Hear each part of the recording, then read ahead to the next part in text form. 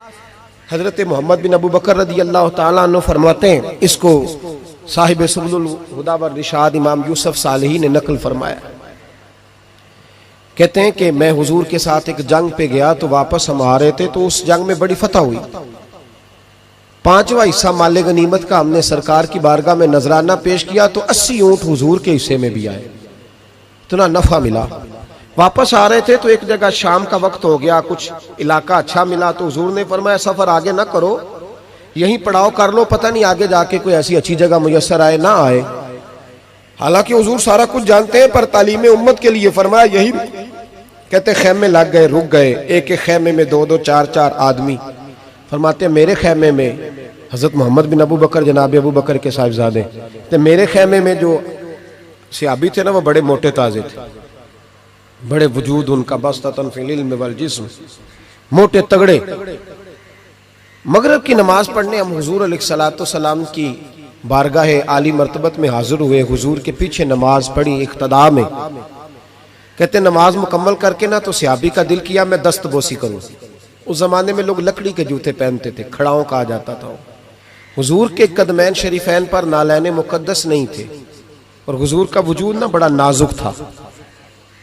सहाबा कहते हैं जब दस्ते मुबारक में हाथ मिलाते थे तो हुजूर का दस्ते मुबारक कस्तूरी से ज्यादा खुशबू वाला होता था और बर्फ से ज्यादा ठंडा होता था।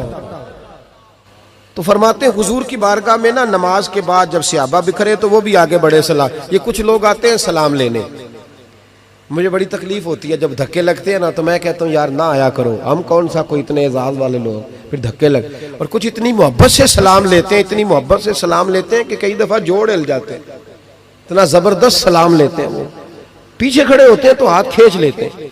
अब वो तबीयत भी नहीं चाहती कि किसी को कुछ कहा जाए, लेकिन वो बाद में महसूस होता है कि ये मोहब्बत हुई है और मोहब्बत में मामलात बड़े दूर निकल जाते हैं कई दफा।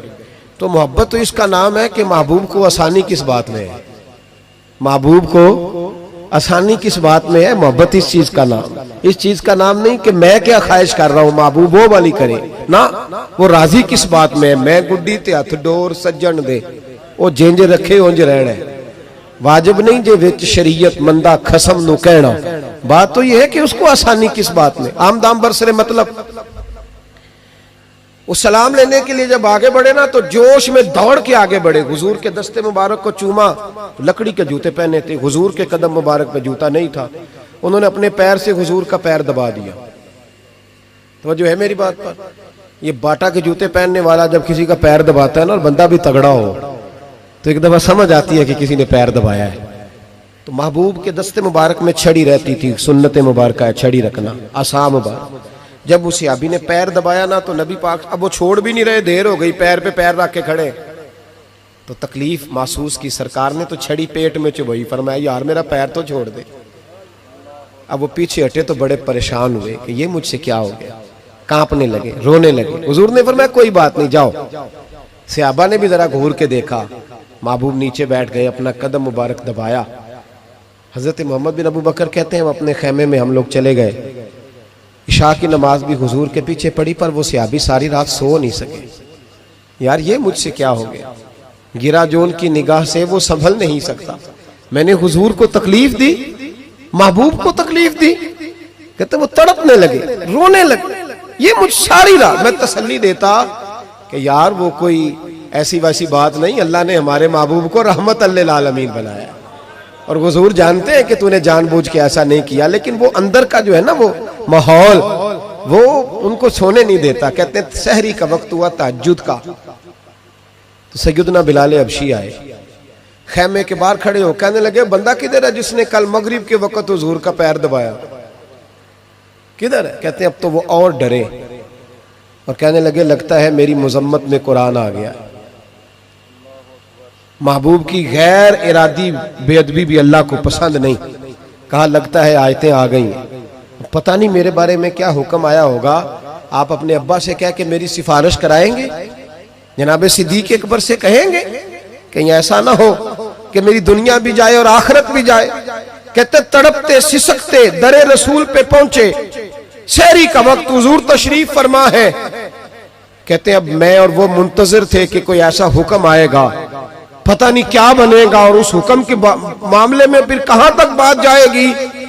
कुर्बान जाए, जब हुजूर के सामने खड़े हुए तो सारा कुछ जानने वाले महबूब ने अपनी उम्मत की तालीम के लिए फरमाया, भाई इशा के बाद ही तुझे बुलाने का इरादा हुआ था, फिर ख्याल आया कि तू कहीं सोया होगा, शहरी में लोग उठ जाते हैं तहज्जुद के लिए, इसलिए तुझे बुलाया है।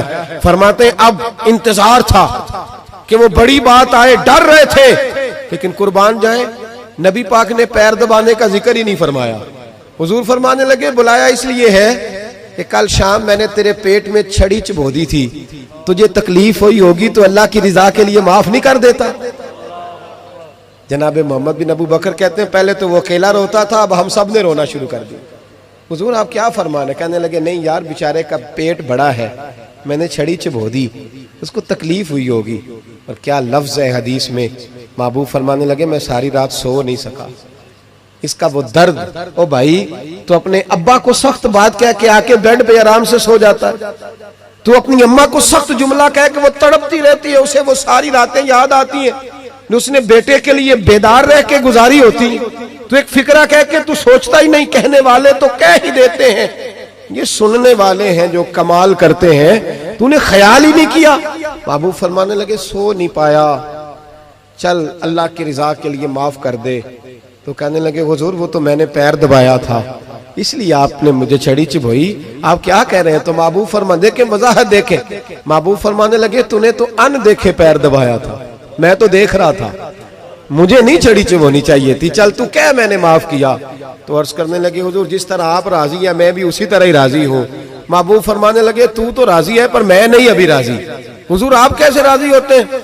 फरमाया जी 80 ऊंट मेरे हिस्से में आए हैं, अगर तू सारे तोहफे में कबूल करे तो मैं राजी हो जाऊंगा, तोहफे में रख ले सारे। कौन देता है देने को, फाजिल बरेलवी का अंदाज में जरा देखिए, कौन देता है देने को, इसका पंजाबी तर्जुमा है कि कौन देता है, देना वास्ते जिगरा चाहिए, कौन देता है देने को, मुंह चाहिए, देने वाला है सच्चा हमारा। और